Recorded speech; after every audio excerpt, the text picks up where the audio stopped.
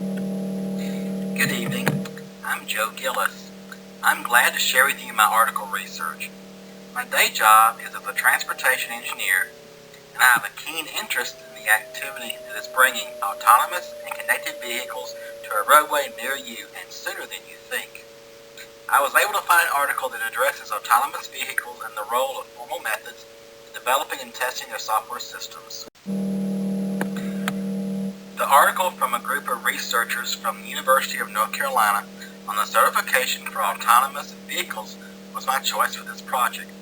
I should note that one of the key references for this article was research from Andre Platzer from Carnegie Mellon, and he has been cited as well. There is a necessity to keep customers safe.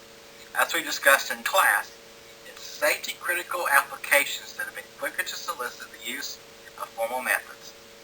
The authors make the point that software testing on automobiles is nowhere near as rigorous as it is for the physical vehicle itself. Software security terminology talks about injection points, and listed here are a few items in vehicle software systems that are vulnerable. Infotainment, probe instruments such as on tires, emissions, wipers, engine parts, etc., Bluetooth, OnStar Mayday systems, and Wi-Fi. On top of all this, the work of a hacker in the most extreme case could lead to severe injury or death to one or more drivers and or passengers in one or more vehicles. Continuing the same theme, technology changes are moving away from mechanical or hydraulic systems and toward electrical systems, which are typically software-driven instead of mechanically driven. Efforts by the National Highway and Transportation Safety Administration, or NHTSA, and the International Electrotechnical Commission, or IEC, have led to increased awareness and some action toward the use of scientific and numeric methods to build and test vehicle systems. Specifically, this effort has been centered around the growing field of autonomous vehicles. A fair amount of this article talks about applications in aviation.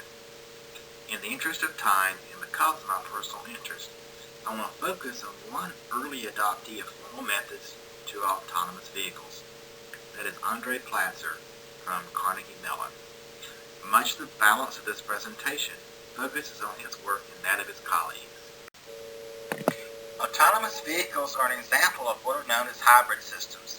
Software systems inherent in these vehicles have both discrete and continuous domains, both counted and measured. A little later, we'll see an example of a modeled hybrid system.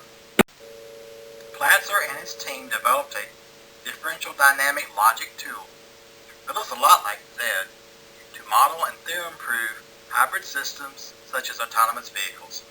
The graphic in this slide shows a sample chimera model for a train control system.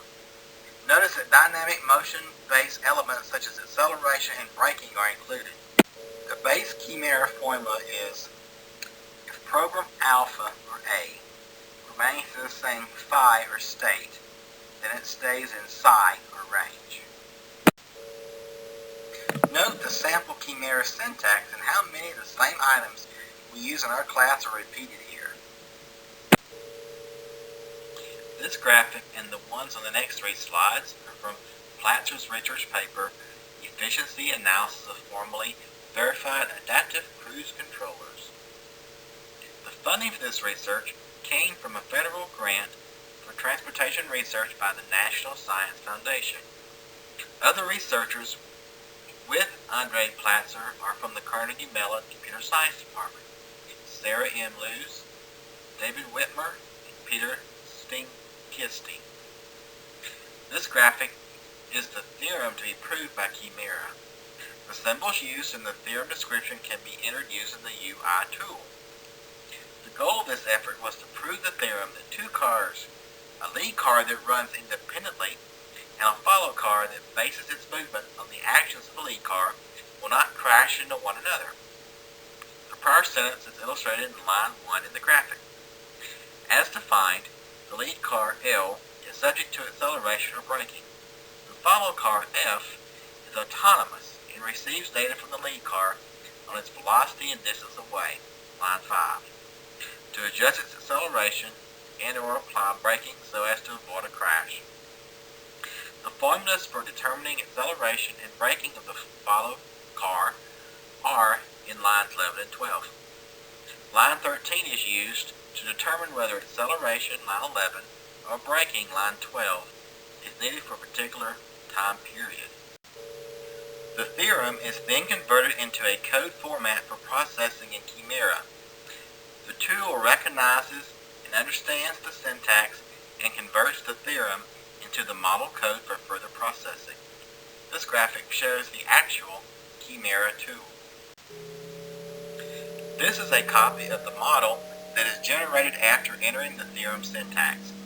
If one looks closely at the code, the elements of the theorem can be identified. The model is then run through the Chimera theorem prover to validate the logic of the theorem. When a Chimera model is run through the theorem prover, this is an example of the output. The actual file is much larger. As shown in this graphic, this particular theorem took 24 seconds to run 334 user interactions and 661 nodes on a laptop. The proof of the original theorem was successful in confirming that lead and follow cars will not crash into one another as the defined constraints and formulas hold. Chimera is a good tool for theorem proving for autonomous vehicle solutions. The tool is well suited for regulating vehicle position and movement, as well as the relation of one vehicle to another.